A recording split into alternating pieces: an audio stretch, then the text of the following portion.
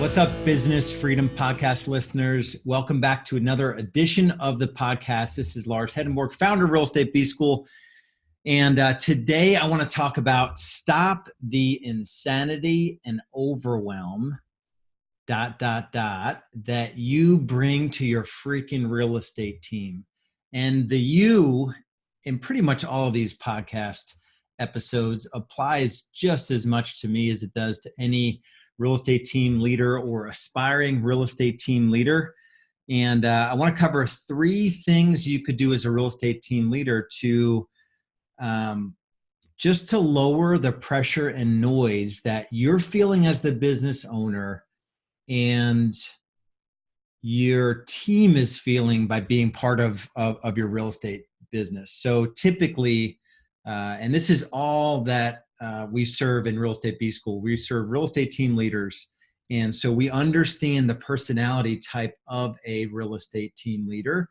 And a lot of times we've achieved traditional success. We've been a top producer. We've added some leverage into our world with an assistant, a couple of buyer's agents, and maybe we set it up on the right model. Maybe we didn't set it up on the right model. And you must build this thing as a business that doesn't have you like the Wizard of Oz behind every move in the business every day, and the whole business relies on you, because that's insanity and it will lead you to a life of overwhelm.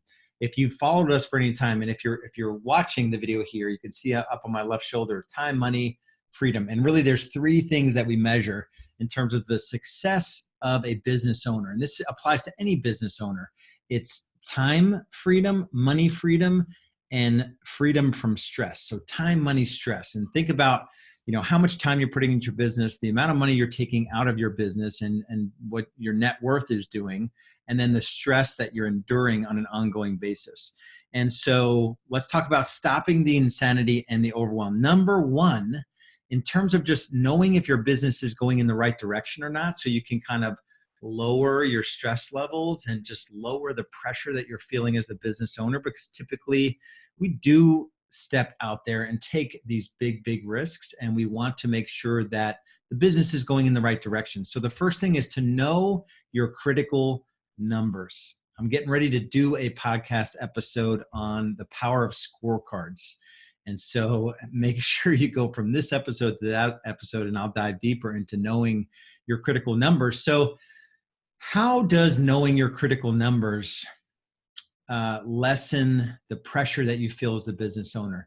And it actually doesn't matter either way. Either your numbers are looking good or your numbers are looking bad. Knowing that you have critical numbers, there's 7 to 12 or 15 measurables, leading and lagging indicators in your real estate business that you must measure to know if the business is going in the right direction or not. These are things like listing volume taken last week, so new listings, new buyer volume taken, contract volume written, GCI written, real revenue written, listings activated last week, where specific marketing pillars might be in terms of the overall GCI or ROI, the amount of money in the bank, your week over week increase or decrease in cash position, your weekly P&L on a cash basis. These are all things you could easily track in your business. And knowing those numbers gives you like clarity either way, that you need to solve this one thing or you need to solve that one thing, or things are looking good and they've stacked up a few weeks in a row. Either way, you're going to know what to do in your business so you can apply the worry where it needs to get applied. Sometimes things are going great and we just are freaking worried for no reason whatsoever. So number 1 is know your critical numbers. Really, really important.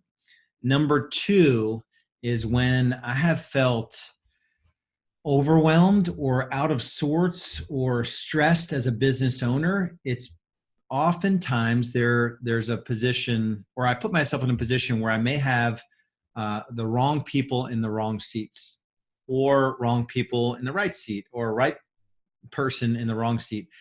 Bottom line is I may have a people issue. And so once a week, we do clarity breaks.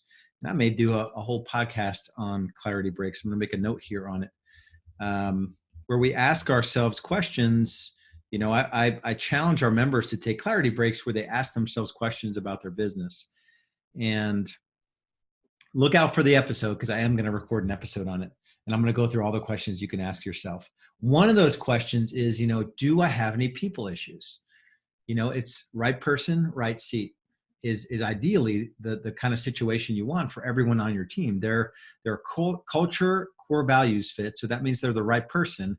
And I put them in the right seat, which means that they can do the job at a very high level. They have the capacity, emotional, time, physical capacity to do the job, and they actually want the job. And so that is right seat. So go through your organization. Do you have any misfits in your organization? And it could be like the best core value fit in the world, and they're just in the wrong seat. And you can position them into a different seat so they can have a bigger impact in your business. So that's number 2 is, do you have any people issues? Do you have any wrong people, wrong seat, or wrong people, right seat, or right people, wrong seat issues? Number 3, typically when I find that I am feeling overwhelmed or just out of sorts and I feel stressed and a lot of pressure, is when I forget that we're building this thing to a plan. So whether this is Real Estate B School or High Performance Real Estate Advisors, there's two businesses I'm involved in. I have to have confidence and comfort that we do have a 3-year picture. We have broken it down into a 1-year plan, a quarter at a time, so 90-day world. And then there's 13 weeks in every quarter where we can just keep doing the things we need to do every day to stack up weeks on top of weeks where we're doing the right things. And then we can stack quarters on top of quarters and years on top of years. So there's no magic around achieving what we want in our businesses. You have to have this planning process. And I suggest that it is I don't suggest 5 years. Who the heck knows what 5 years are going to look like? 3 years is very touchable. You can kind of see it. It's the year after next, not that far away. So the truth is that if you want to crush your 3-year picture, you better be putting the things in place this year, and then break it down to a quarter and then a week at a time. So we call it the 3-1-90-13.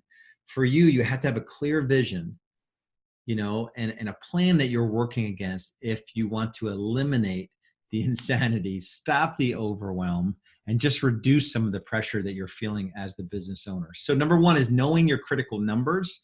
We'll do a podcast episode on the power of scorecards. Number 2 is, do you have any people issues? Right person, right seat is ideal. Is there anything off there? And number 3 is, do you have a clear planning process? And I mean, not like, what am I going to plan to do today? Really like 3-year picture, 1-year plan, 4 quarters, 13 weeks in a quarter. And then you can break down a week in terms of what has to happen today for me to crush this week, to crush the quarter, to crush the year, to achieve my 3-year.